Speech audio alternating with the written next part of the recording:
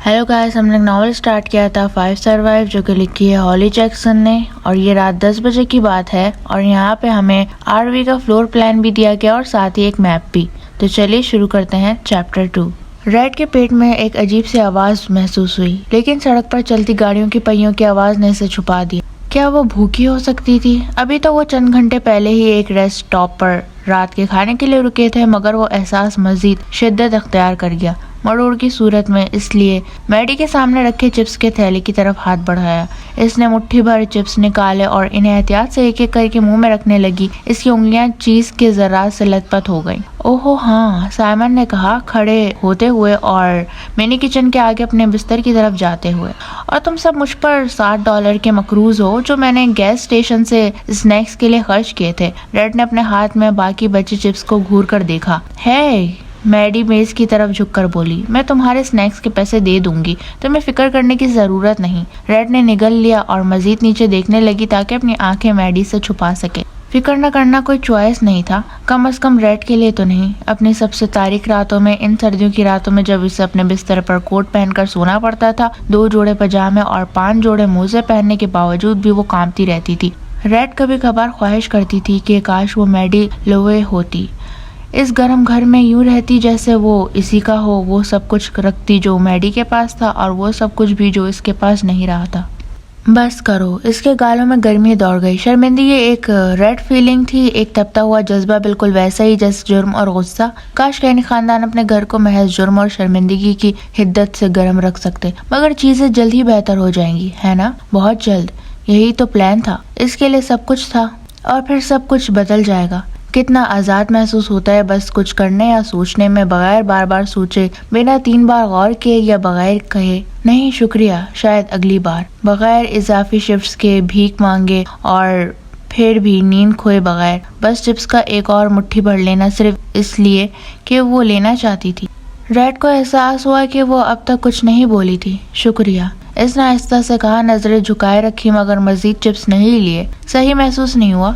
इसे बस अपने पेट में इस अजीब एहसास के साथ जीना था, और शायद ये भूख थी ही नहीं। कोई बात नहीं, मैडी ने कहा।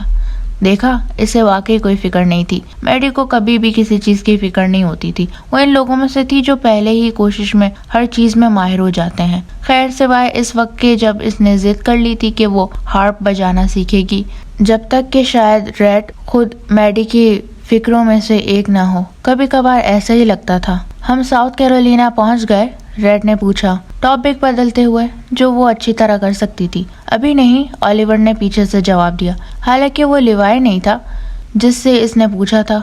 जल्द ही, मेरा ख्याल है कि हम तकरीबन 40 मिनट में कैंप साइट पहुंच जाएंगे। वो हो, स्प्रिंग ब्रेक। साइमन ने एक बार फिर ऊंची आवाज में चीखा, और जाने कैसे इसके हाथ में एक और बियर की बोतल आ चुकी थी, जबकि पीछे फ्रिज का दरवाजा झूल रहा था। मैं संभालता हूँ, ऑथर ने कहा, एक गैर मुतवाजन साइमन के पीछे से गुजरते हुए सोफा, बेड और डाइनिंग टेबल के दरमियान तंग जगह में। इसने साइमन के पीठ पर हाथ मारा और फौरन आगे बढ़कर फ्रिज का दरवाजा बंद कर दिया। ओवरहेड लाइट्स की मध्यम रोशनी इसकी सुनहरे फ्रेम वाली ऐनक पर चमक रही थी जब वो मुड़ा। रेड को इसकी ऐनक पसंद थी, जो इसकी सांवली रंगत और घुंघराले गहरे भूरे बालों के साथ नुमाया लगती थी। इसने सोचा कि शायद इसे भी ऐनक की जरूरत है। दूर की चीजें अब और भी धुंधली लगने लगी थी। ये भी फिक्रों की लंबी फहरिस्त में एक और इजाफा था, क्योंकि अभी वो इस बारे में कुछ नहीं कर सकती थी। अभी नहीं। ऑर्थर ने इसे देखते हुए पकड़ लिया और मुस्कुराते हुए अपनी थोड़ी के हल्के से बेतरतीब बालों पर उंगली फेरी। 20 क्वेश्चन से हार मान ली? इसने दोनों से पूछा। रेड अपनी शख्स, जगह या चीज भूल गई, मैडी ने कहा, और इससे रेड को ख्याल आया, क्या वो वाकई कुछ और भी भूल गई थी? कुछ ऐसा जो वो मैडी से पूछना चाहती थी। चिप्स? मैडी ने ऑर्थर की तरफ बैग बढ़ाया। ओह नहीं शुक्रिया, ऑर्थर ने बैग से पीछे हटते हुए कहा। तकरीबन सोफे बेड के कोने से टकराकर गिरने वाला था। इसकी आंखों में एक लम्हे के लिए कुछ अजीब सा साया लहराया, और जब रेड ने गौर से देखा तो क्या इसकी फोरहेड पर हल्की सी पसीने की चमक थी। रेड आमतौर पर ऐसी चीजें नोट नहीं करती थी, लेकिन ये चीज इसकी नजर में आ गई। क्या इसका मतलब था कि वो इसे हद से ज्यादा दिखती थी? सब ठीक है? इसने पूछा। चीज पफ से जानलेवा एलर्जी तो नहीं? नहीं शुक्र है, ऑथर ने कहा, हाथ टिटोलते हुए सोफे पर बैठते हुए। ओह हाँ, रेड को मैडी से ये पूछना था कि वो किस तरफ सोती है। कमबख्त, ऑथर ने अभी कुछ कहा था और वो सुन नहीं पाई थी। سب سے بہتر تو یہی تھا کہ ایک عام سا ہوں کہہ دیا جائے۔ میں نے کہا کم از کم مجھے اتنے چکر تو نہیں آ رہے جتنے شاید سائمن کو آ رہے ہوں گے۔ گاڑی کی حرکت سے طبیعت خراب ہو رہی ہے، ریڈ نے کہا، یا آرمی میں گھومنے سے؟ نہیں، یہ وہ بات نہیں، آرتھر نے سر ہلایا۔ یہ بتانے کے لیے شاید بہت دیر ہو چکی ہے، لیکن مجھے تنگ جگہوں میں زیادہ اچھا محسوس نہیں ہوتا۔ اس نے چاروں طرف بھری ہوئی فرنیچر اور چھوٹے سے کچن کی طرف دیکھا۔ مجھے لگا تھا کہ یہ جگہ تھوڑی کھلی ہوگی۔ یہی تو اس نے کہا تھا، سائمن نے بیچ میں ٹوکا۔ خدا کے لیے سائمن، دی آفس کے ریفرنسز اب بس کرو، میڈی نے جھنجھلا کر کہا۔ یہ بچپن سے ایسا کر رہا ہے، تب سے جب اسے ان جملوں کا مطلب بھی نہیں پتا تھا۔ میں یہی کھڑا ہوں میڈس، یوں تھرڈ پرسن میں بات مت کرو، سائمن نے خفگی سے کہا۔ تم سب ایک سیکنڈ کے لیے خاموش رہ سکتے ہو، اولیور نے میڈی کے جواب سے پہلے ہی اونچی آواز میں کہا۔ ہم یہاں راستہ دیکھنے کی کوشش کر رہے ہیں۔ ریڈ دوبارہ آرتھر کی طرف مڑی۔ اچھا ہوا تم ایک پورا ہفتہ اس تنگ آروی میں نہیں گزار رہے۔ اوہ ویٹ، ریڈ نے مسکرا کر کہا۔ بالکل ہے نا، آرتھر نے سر جھٹک کر جواب دیا۔ آرتھر حقیقت میں سائمن کا دوست تھا، لیکن اب تک وہ سب کا دوست بن چکا تھا۔ وہ ان کے ہائی اسکول میں نہیں گیا تھا، وہ ساؤتھ فیلی کے کسی اسکول میں تھا، لیکن وہ اور سائمن ایک ہی باسکٹ بال ٹیم میں تھے اور دونوں نے پچھلے سال کسی وقت ٹیم جوائن کی تھی۔ ریڈ کو لگتا تھا کہ شاید آرتھر کو اپنے اسکول کے دوست زیادہ پسند نہیں تھے، لیکن وہ سینئر ایئر کے شروع سے ہی ان کی ہر پارٹی اور گیدرنگ میں آ رہا تھا، اور یہ بالکل ٹھیک تھا کیونکہ اسے آرتھر کا آس پاس ہونا اچھا لگتا تھا۔ وہ ہمیشہ پوچھتا تھا کہ وہ کیسی ہے، اس کا دن کیسا گزرا۔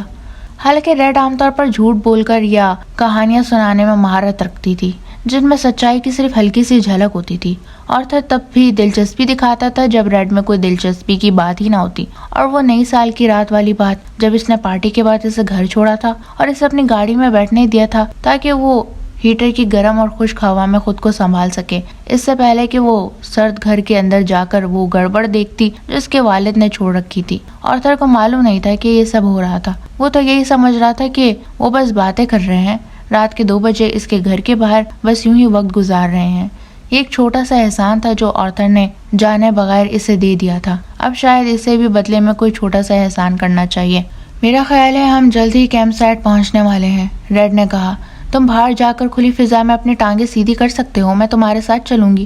ہاں، آرتھر مسکرایا، میں ٹھیک ہوں گا۔ اس کی نظر ریڈ کے چہرے سے نیچے میز پر چلی گئی جہاں وہ اپنے ہاتھ رکھے بیٹھی تھی۔ میں تم سے پہلے پوچھنا چاہتا تھا، لیکن میں تمہیں ڈرائیونگ سے ڈسٹریکٹ نہیں کرنا چاہتا تھا۔ تمہارے ہاتھ پر کیا لکھا ہے؟ اوہو، ریڈ شرما گئی۔ اس نے جلدی سے اپنا ہاتھ اٹھایا اور بے خیالی میں اس پر رگڑنے لگی۔ تب اسے احساس ہوا کہ اس کے دوسرے ہاتھ کی بیگ پر بھی کچھ لکھا ہوا ہے، ہر جگہ ٹو ڈو لسٹ، یہاں تک کہ اس کے اپنے جسم پر بھی ٹو ڈو لسٹ اور نیور گیٹ ڈن لسٹ۔ میرے پاس تمہارے لیے ایک خاص آفر ہے، اس نے کہا۔ ہمارے بائیں ہاتھ پر لکھا ہے کال ایٹ این ٹی۔ سمجھ گیا، بڑا دلچسپ، مگر کس بارے میں؟ آرتھر نے پوچھا۔ بس، ریڈ نے کندھے اچکائے، یہ دیکھنے کے لیے کہ وہ کیسے ہیں، ان کا دن کیسا گزرا، سب خیریت تو ہے نا؟ آرتھر نے سر ہلایا۔ اس کے ہلکے سے طنزیہ مسکراہٹ نے ریڈ کی مسکراہٹ کا ساتھ دیا۔ اور کیا تم نے وہ کال کی؟ ریڈ نے ہونٹ بیچ لیے، اپنی انگلی کے قریب بنے ہوئے چھوٹے سے چیک باکس پر نظر ڈالی جو ابھی بھی خالی تھا۔ نہیں، اس نے کہا، وقت ہی نہیں ملا۔ اور دوسرے ہاتھ پر کیا لکھا ہے؟ ریڈ نے ذرا ڈرامائی انداز میں توقف کیا۔ ہمارے دوسرے ہاتھ پر لکھا ہے پیکنگ کرو۔ یہ تو تم نے کر لی ہوگی، آرتھر نے کہا۔ بس کچھ حد تک، ریڈ نے جواب دیا، جیسے کوئی مذاق کر رہی ہو، لیکن اس بار وہ سچ بول رہی تھی۔ اس نے واقعی صبح گھر سے نکلنے سے عین پہلے پیکنگ کی تھی، یہاں تک کہ اپنے بیگ کو لسٹ سے ملانے کا وقت بھی نہیں ملا۔ وہ اس میں اتنی مصروف رہی کہ یقینی بنا سکے کہ اس کے والد کے لیے کافی کھانے پینے کی چیزیں موجود ہو جب وہ گھر پر نہ ہو۔ اگر تم نے پیکنگ کر لی تھی تو پھر اسے چیک کیوں نہیں کیا؟ آرتھر نے ریڈ کے ہاتھ پر بنی چھوٹی سی خالی چیک باکس کی طرف اشارہ کرتے ہوئے کہا۔ یہ لو۔ وہ کھڑا ہوا اور میز سے میڈی کے پین میں سے ایک اٹھایا جو اس نے کچھ دیر پہلے ہینگ مین گیم کھیلنے کے لیے استعمال کیا تھا۔ آرتھر نے پین کا ڈھکن کھولا اور ریڈ کی طرف جھک گیا۔ اس کے ہاتھ کی نرم جلد پر پین کی نوک رکھی اور احتیاط سے 2 لکیریں کھینچ کر چیک مارک بنا دیا۔ یہ لو۔ وہ پیچھے ہٹا جیسے اپنے کام کا جائزہ لے رہا ہو۔ ریڈ نے اپنے ہاتھ کی طرف دیکھا اور یہ ماننا شاید بیوقوفی لگتی، مگر اس چھوٹے سے چیک مارک کو دیکھ کر اس کے اندر کچھ بدل سا گیا تھا، معمولی، بہت معمولی، جیسے ایک ننھا سا آتش بازی کا دھماکہ اس کے ذہن میں ہوا ہو، مگر پھر بھی اچھا لگا۔ یہ ہمیشہ اچھا لگتا تھا، ان چیک باکسز کو ٹک کرنا۔ اس نے فخر سے ہاتھ آگے بڑھایا تاکہ میڈی بھی دیکھے اور وہی نیڈ آف اپروول حاصل کی جس کی وہ منتظر تھی۔ آرتھر اب بھی اسے دیکھ رہا تھا. اس کی آنکھوں میں ایک الگ سی کیفیت تھی جو ریڈ کے لیے سمجھنا مشکل تھا. برازیل نٹس، ریڈ نے اچانک کہا. آرتھر کا چہرہ عجیب سا بن گیا. کیا؟ مجھے بچپن میں ان سے الرجی تھی مگر اب نہیں ہے. کتنا عجیب ہے نا کہ ایک انسان یوں بدل سکتا ہے، اس نے کہا اپنی ہلکی نیلی جینس کی اگلی جیب کے ساتھ کھیلتے ہوئے. وہ کافی دیر سے اس جگہ بیٹھی ہوئی تھی، بہت زیادہ دیر. میرے والدین کو یہ میرے ہاتھ پر لکھنا پڑتا تھا تاکہ میں بھول نہ جاؤں. اور ہاں، کیا پردوں کے ڈیزائن سے کسی کو کچھ یاد آ رہا ہے؟ اس نے اپنے قریب لٹکتے سفید نیلے رنگ کے پردے کو چھوا اور ہاتھ اس کے تہوں میں گھمانے لگی. یہ صبح سے مجھے تنگ کر رہا ہے مگر سمجھ نہیں آ رہا کہ یہ کیا چیز ہے، کوئی کارٹون یا کچھ اور. یہ بس ایک عام سا ڈیزائن ہے، میڈی نے جواب دیا.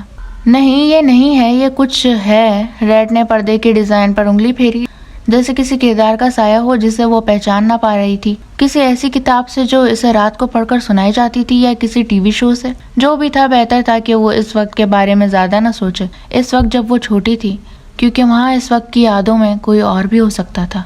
ٹماٹر، آرتھر نے کہا اسے اس یاد سے بچاتے ہوئے. میرے منہ کے گرد ریش دیتے ہیں لیکن صرف جب کچے ہوں.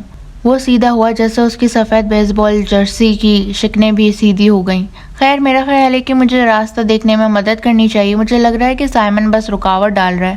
میں زبردست کام کر رہا ہوں. بہت شکریہ، سائمن نے کہا آلیور کے کندھے پر جھکتے ہوئے. آئی فون کی اسکرین پر نظریں جمائے جس کا ماربل اورنج کیس تھا. یقیناً رینا کا ہوگا. اسکرین پر ایک نقشہ تھا، ایک بلو ڈاٹ جو ایک روشن سڑک پر آگے بڑھ رہا تھا. وہ بلو ڈاٹ وہ تھے 6 لوگ، 31 فٹ لمبا آر وی. خدا کا شکر ہے کہ وہ ریڈ ڈاٹ نہیں تھا. بلو ڈاٹ زیادہ سیف لگتا تھا. آرتھر سامنے بڑھا. ریڈ کی نظر اسکرین سے ہٹ گئی اور میڈی پر جا ٹکی جس نے اسے آنکھ ماری. ہاں؟ میڈی نے چپ رہنے کا اشارہ کیا، سر کو ہلکا سا جھکایا آرتھر کی طرف. ہر خانے میں فٹ بیٹھتا ہے. اس نے سرگوشی کی. چپ کرو، ریڈ نے وارننگ دی. تم چپ کرو. لیکن دونوں خاموش ہو گئیں کیونکہ اس لمحے میڈی کا فون بجا، ٹیبل پر غصے سے بنبناتی ہوئی مکھی کی طرح. اسکرین روشن ہوئی. سامنے والے کیمرے کا منظر، ہلکی سفید چھت اور میڈی کی تھوڑی کے نیچے کا ایک کنارہ. اوپر لکھا تھا موم اور فیس ٹائم ویڈیو. نیچے انتظار کرتا ہوا سلائڈ ٹو آنسر بٹن. میڈی کا رد عمل فوری تھا، بہت تیز. وہ تن گئی جیسے اس کی ہڈیوں کے کنارے تیز ہو گئے ہوں. اس کا ہاتھ جھپٹا فون کو پکڑ کر اوپر کر لیا ریڈ کی نظروں سے چھپانے کے لیے. ریڈ جانتی تھی کہ وہ یہی کر رہی تھی، ہمیشہ جانتی تھی، اگرچہ میڈی نہیں جانتی تھی کہ وہ جانتی تھی. میں کیمپ سائٹ پر پہنچ کر فون کر لوں گی، میڈی نے کہا تقریباً اتنی آہستہ کہ پہیوں کی شور میں سنائی نہ دے. اس نے سائٹ بٹن دبا دیا، کال کاٹ دی اور کہیں اور دیکھنے لگی، بس ریڈ کی طرف نہیں. موم، جیسے میڈی کو لگا ہو کہ محض اس لفظ کو دیکھ کر ہی ریڈ ٹوٹ کر بکھر جائے گی. یہ سالوں سے ایسا ہی تھا. فرسٹ ایئر میں میڈی بچوں کو ایک طرف لے جا کر انہیں ڈانٹ دیتی تھی اگر وہ ریڈ کے سامنے یو موما والے جوکس سناتے. وہ سمجھتی تھی کہ ریڈ کو کبھی پتہ نہیں چلے گا. ماں ایک ایسا فاربیڈن لفظ تھا، ایک گندا لفظ. وہ تو ممر اسپیریٹ کا ذکر کرتے ہوئے بھی عجیب ہو جاتی تھی صرف اس لیے کہ ریڈ سن رہی ہوتی. کتنا ریڈیکولس تھا. مگر بات یہ تھی کہ میڈی غلط نہیں تھی. ریڈ واقعی محض اس لفظ کو دیکھ کر بکھر جاتی تھی، سن کر، سوچ کر، یاد کر کے. اور وہ یاد کرتی تو شرمندگی اس کے سینے میں ایک کھائی کھود دیتی جہاں سے قصور بہہ کر نکلتا خون کی طرح. خون اتنا ہی ریڈ جتنا اس کا نام، اتنا ہی ریڈ جتنا اس کی شیم. تو وہ نہیں سوچتی، نہیں یاد کرتی. اور وہ بائیں طرف نہیں دیکھے گی کھڑکی کے عکس میں اپنی ماں کا چہرہ دیکھنے کے لیے. نہیں، وہ نہیں دیکھے گی. یہ آنکھیں بس اس کی تھی.